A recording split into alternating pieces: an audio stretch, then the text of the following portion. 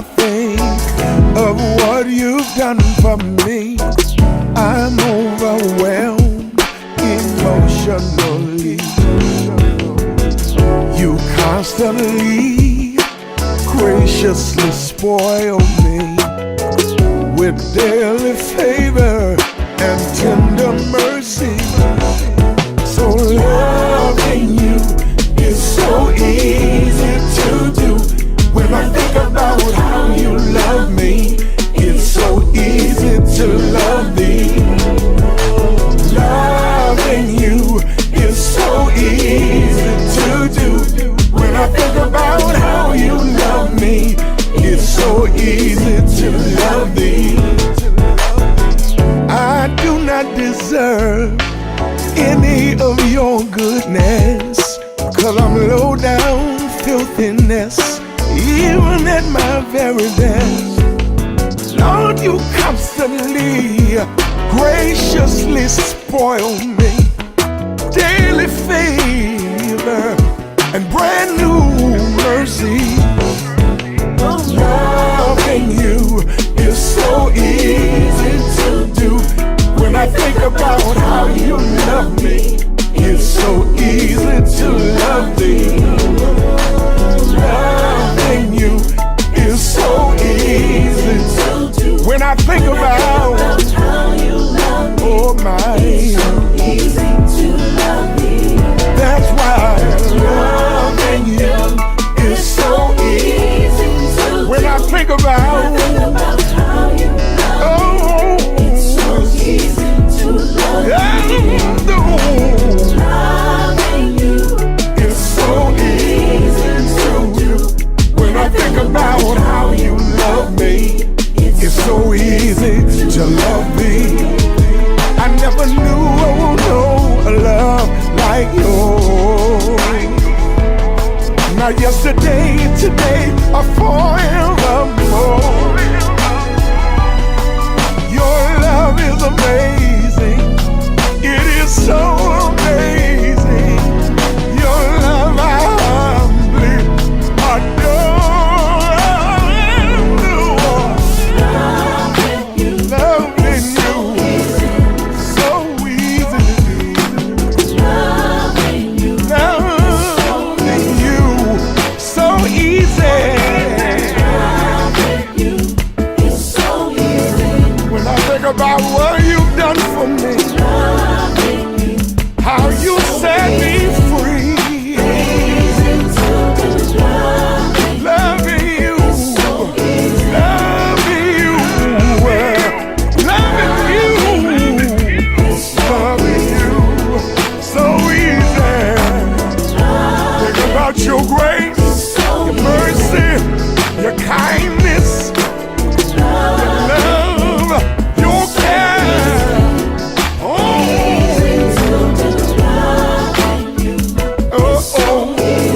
Yes it is. You're so good to me, better to me than I've been to myself. Made a way, opened the door, brought me out, dried my tears, erased my fears. Yes you did, yes you did. Oh, loving you, so easy to do. Loving you, so easy. When I think about what you've done for me, how you set me free. Loving you, so easy.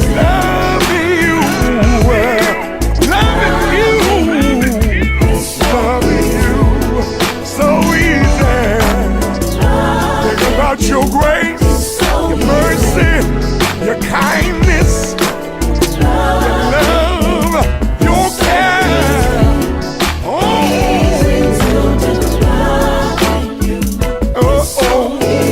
Yes it is. You're so good to me, better to me than I've been to myself. Made a way, opened the door, brought me out, dried my tears, erased my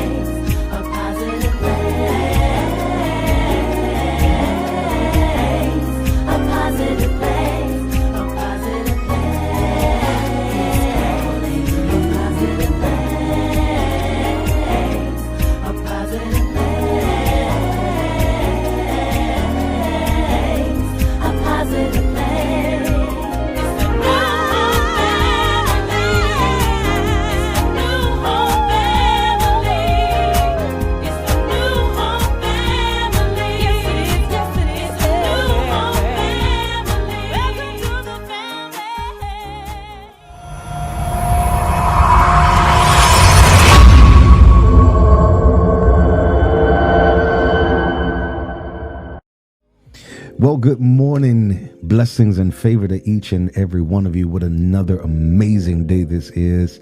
I am so glad to be alive and to experience the favor of God. I want you to do me a favor and make sure you hit that share button. Make sure you tag, text, tweet, you know how I say it, inbox, yell down the hallway. Tell somebody to join you for this virtual experience. The Lord's blessings be upon you this day. I pray your day has already begun and it's already fantastic out of the gate. Make sure when you're coming in, you hit that share button, hit those thumbs and likes. We love it over here. It's everything. And I appreciate you. All you have to do is share. I'll take care of the rest. I just need you to hit that share button so that we are connecting with as many people around the country and around the world, literally, as we can. In my last session with you, we were talking about fighting the fear of abandonment. And little did I know that would set off a floodgate of responses, of comments, but even more shocking was the onslaught of questions that I began to receive. People were emailing, inboxing, going to the website. You had so very many questions. And for a lot of you, it was very revelatory. You were able to start pinpointing some of the whys in your life, some of the reactions you're having, some of the challenges that you had to face in life, and you were able to get some answers. So what I want to do today, I want to go even a little deeper. We were dealing with the fear, fighting the fear of abandonment, and I want to deal with some of the effects of these abandonment episodes that occur in our life, and perhaps one that is the most prevalent is emotional unavailability. People generally categorize people who they feel are not as emotionally connected or available as simply standoffish. But they don't understand that because of some of the abandonment issues I have gone through, then I try to do everything I can to serve my best interests.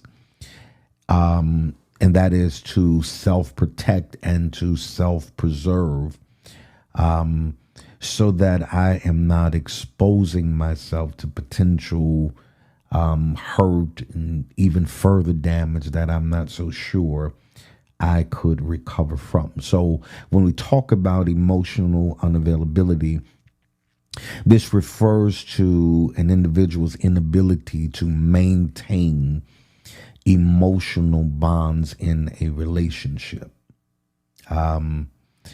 You go good for a moment, and even you find yourself talking yourself into being more connected. I want to love. I want to have this. I want to be expressive. I want to give myself wholly and wholeheartedly to an individual, but these abandonment issues have created some layers and some barriers, which I have determined and defined to be protective barriers for myself. But the challenge about barriers is while they keep others out, it also keeps you in. And you create these fortresses, these places of solitude and isolation and insulation. And you look around and you have isolated yourself to the point where you can't even feel or experience all that is available for you. And so when a person is emotionally unavailable, this can manifest as distance. They're always distant. They have a hard time being close, opening up, being transparent, being vulnerable, because life and pain has taught us that vulnerability, if you're not careful, it always has the potential of being ammunition in the future. And so it manifests as distance, indifference, and a lack of commitment. You ever met somebody and they just, I have a phobia of commitment. And what they're really saying is that I'm trying to at least be courteous enough to put a label on my lack of commitment. And so I have this phobia. And emotional unavailability is characterized by a few things that you need to look out for. Because often I've seen people lose a lot of time under the premise of just saying where they're shy and it takes them a while to open up, and you don't realize that by the time you look again, it's been 6 months, a year, and it's draining you and it's robbing you of time you could be in productive, effective, loving relationships that are fulfilling. But it's difficult to do that with a person who's emotionally unavailable. They have trouble communicating, or even more predominantly, it's an inconsistent communication. They're always avoiding the deep conversations. They're avoiding, and here's one of the telltale signs. They don't put a label on anything. What are we? We're just, it is what it is. Let's not put a label on anything, because labels imply commitment. It has the connotation of obligation. And when you have been abandoned and you are dealing with the side effects of that abandonment in terms of being emotionally unavailable, because here's the reality: when you have been abandoned, the last thing you want to do, at least for a while, is feel. I don't want to feel. It ultimately becomes your preference to be numb, and consequently, you display irrational behavior. You do things that are senseless because you don't care. At least that's what you're convincing yourself. You're trying to convince yourself that you don't care. In reality, you do, but you have to camouflage your feelings, and you have to camouflage your care so that you are never hurt again at the degree that you once were. And so if you think people around you are emotionally unavailable, there's some telltale signs that if you don't diagnose them or identify them, you could lose a lot of time, and you lose a lot of efforts. They're usually characterized. Here's what I call them. It's not a technical term, but I call them habitual ghosters. When a person is emotionally unavailable, and I know from firsthand experience what I'm talking about, because there was a time numb was my preference. If you start getting too close to me, I'm ghosting you. I got to get out of there, because now you got these feelings, and now you're attached to me. And though attachment may feel good to you, it didn't feel good to me, because attachment was the prerequisite for adverse feelings or actions that are going to be perpetrated against me. So if you start feeling too good, I used to be, I can't believe I'm telling you this. I used to tell people years and years ago, I used to tell people, don't love me, just like me. And that was my way of trying to protect you from my inevitable ghosting of you. And I'm going to let that sink in for a moment. I literally would tell, I'm feeling us getting closer. I'm just more drawn to you. Hold on, time out. Don't make any attempts at loving me. at best like me. I can deal with you liking me, but loving me, that's a trigger. And a lot of you who are watching now, people don't understand the depth of your layers. They don't understand that somebody loving you or attempting to love you was actually a trigger for you. Because to them, while love was this beautiful, blissful experience, what you received that was defined and termed as love was horrific for you. And so you have decided to be and gotten comfortable with being emotionally unavailable. Here's the reality. You can be physically available and not at all emotionally unavailable. Let me let that sink in for a moment. Yeah, you can be, I could give you all of the physicality and you never get beyond the physical realm because I'm not letting my mind even giving it the permission to process this as something that could be long term. I'm not giving my emotions the clearance to let you in any further than you are at the moment. And so you're dealing with persons who are emotionally unavailable because they're always invalidating your feelings. They are always defensive. And more importantly, you can never really pinpoint a moment where you felt like a priority. Now that you look back over it, I'm giving you a scratch your head moment right now. Because now you're looking back and say, you know what? I can't really pinpoint a moment or a sustainable moment where I felt like I was a priority, where I felt like I was the predominant thing in your life.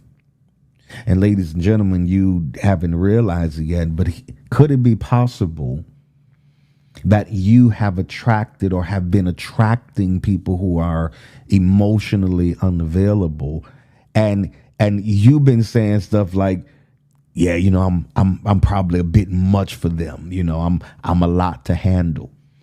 Not realizing that they've been giving you the signs all along that they're never going to validate your feelings. They're never going to support you emotionally. And you are never going to feel like a priority.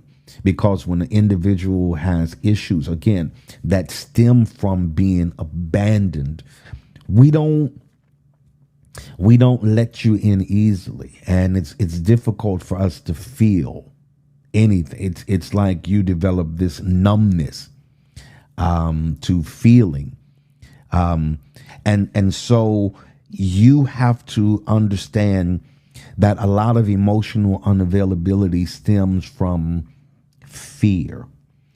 Sometimes you are just afraid of sharing or giving parts of you that have been concealed for so long, that have been misunderstood for so long to people that you cannot really verify if they're going to be a permanent fixture in your life. You got to be careful because people who are emotionally unavailable, they are easily withdrawn. You probably remember this, and maybe you've heard of it, but you just never done it yourself. Have you ever started an argument to get out? These are one of the signs of people who are emotionally unavailable. They just, why the remote got 2 batteries in it? Well, no, I don't want to hear it. I'm gone. I'm out. Look for any excuse to make an exit. It's because you start feeling the pressure to obligate, or the pressure, watch this, to be reciprocal in terms of emotional feelings, emotional investment. That this is the challenge, that when you deal with people who are emotional, this is why I keep telling you, you got to get beyond the surface. I know they fine. I know they look good. I know they got money. I know they got it going on.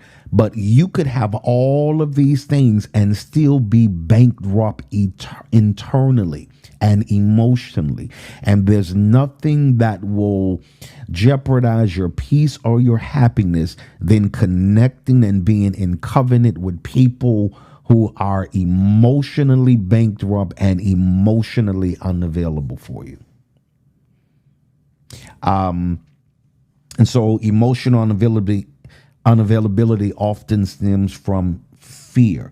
This is for several reasons, and this is so poignant for you to understand.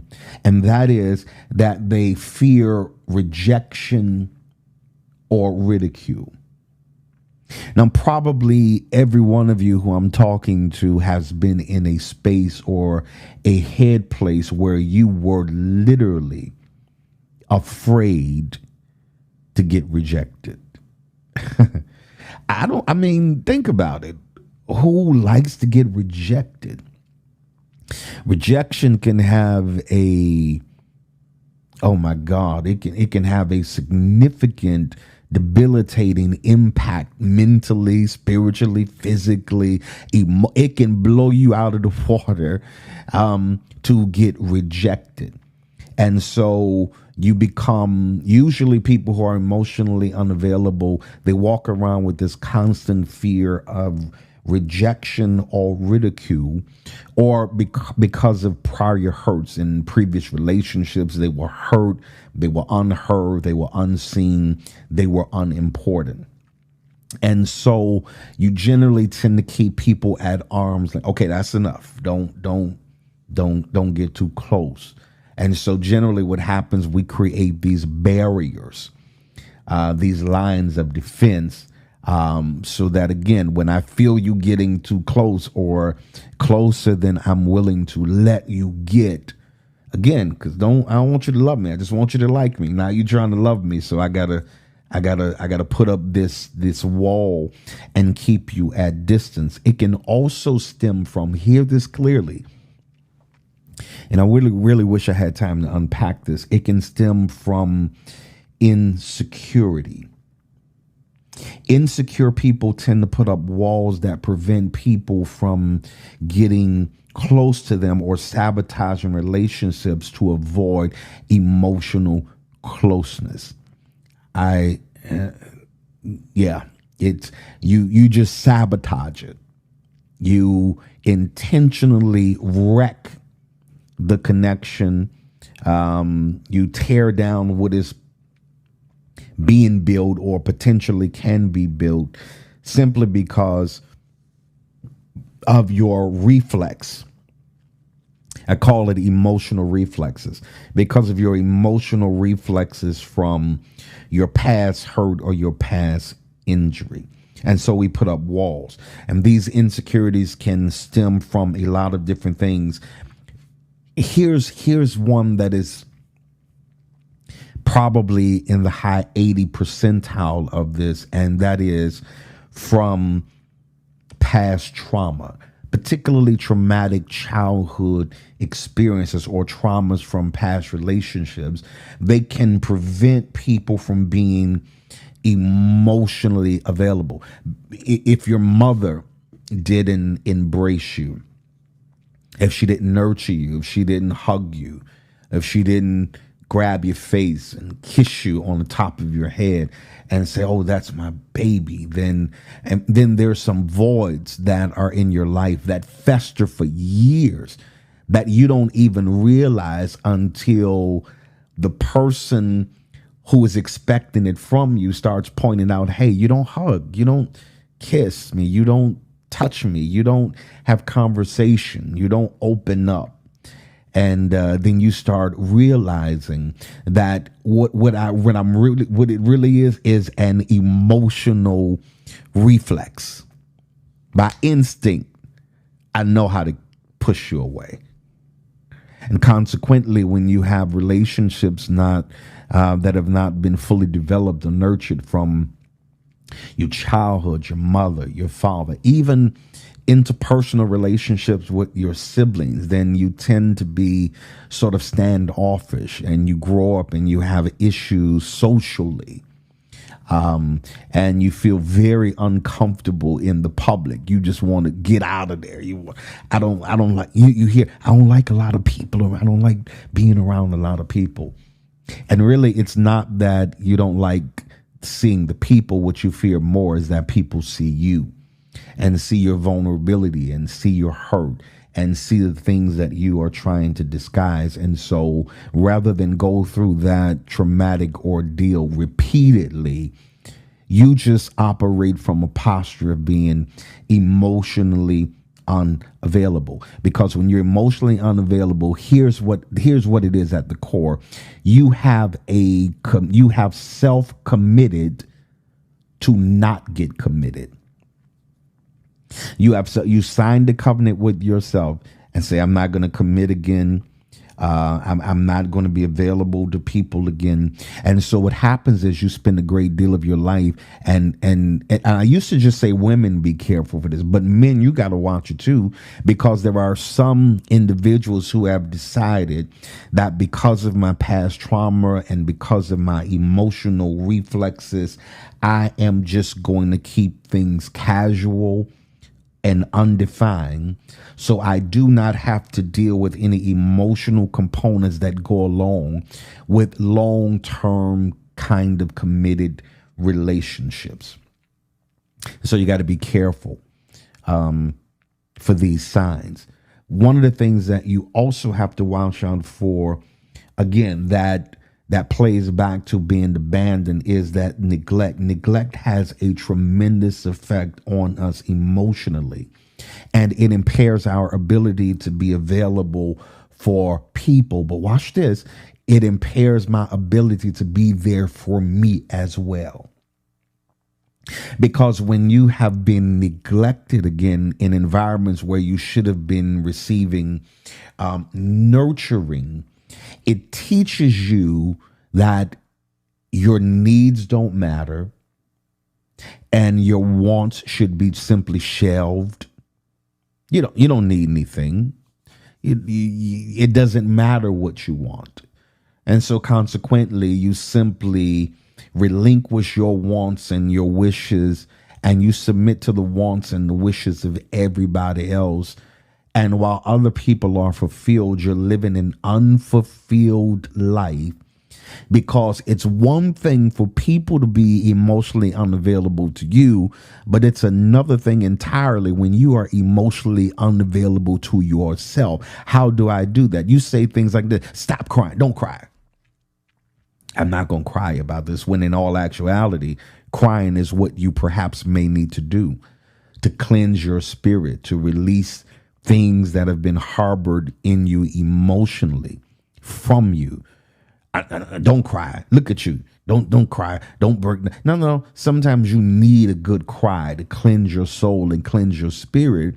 And sometimes that cry will give you a better perspective so that you can realign your life and get back to the business of living fruitfully, futuristically, and fulfilling.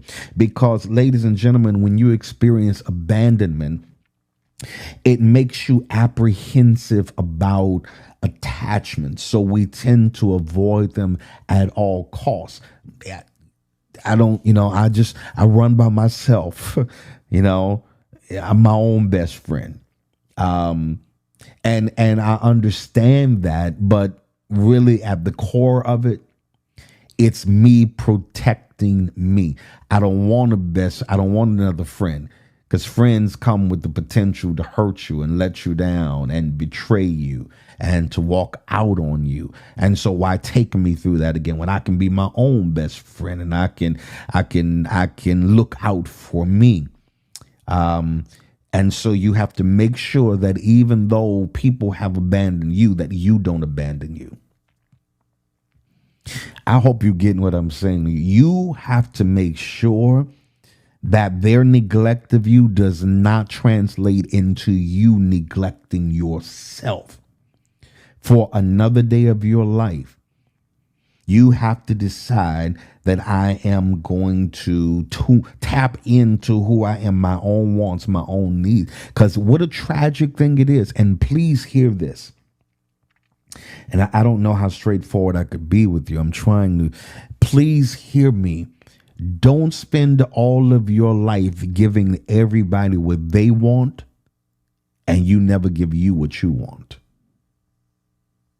I'm going to say it again. Don't spend the entirety of your life giving everybody what they want and never giving you what you want.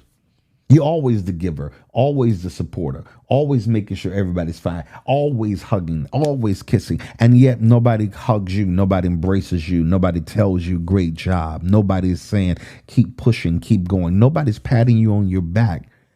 You often find yourself patting yourself on the back because the one thing I refuse to do is to allow your neglect of me, hear this, to negate my greatness. Because being neglected can make you feel unworthy. And you walk around questioning, am I good enough? Why don't they want me? Why wasn't mother there? Why didn't father see me as worthy enough of their love, of their time, of their affection, of their attention? And so if not, you're going to spend great portions of your life with this emotional void. And even more detrimental is not you dealing with emotionally unavailable people. But here's the issue. What happens when you're the one that's emotionally unavailable?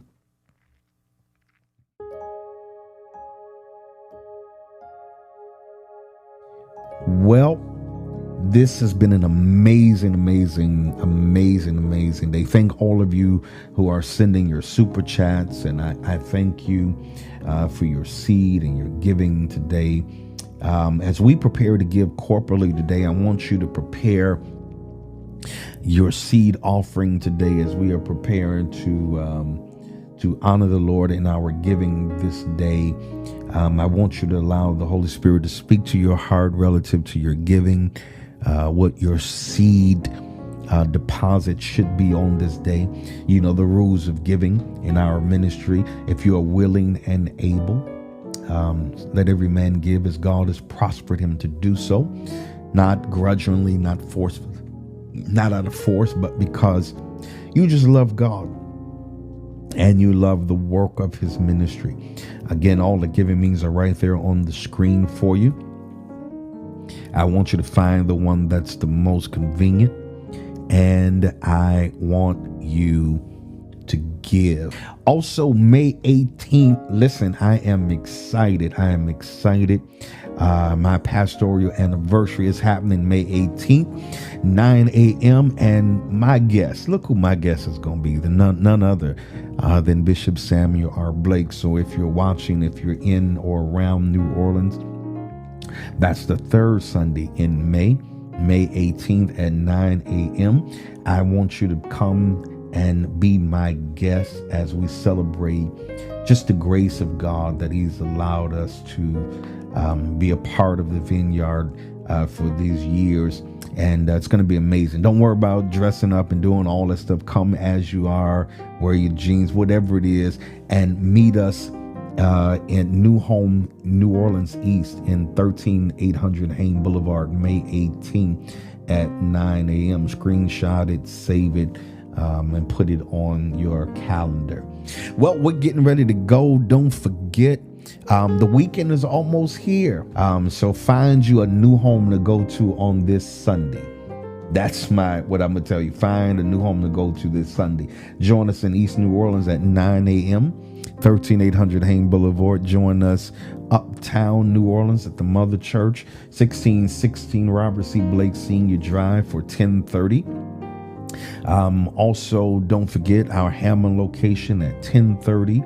Our Houston H-Town, where it goes down, at 11 a.m., our Jackson, Mississippi location at 1 p.m. And all of that information is anywhere New Home social media is displayed. You can get all the information you need to go to whatever location you would love to go to on that day.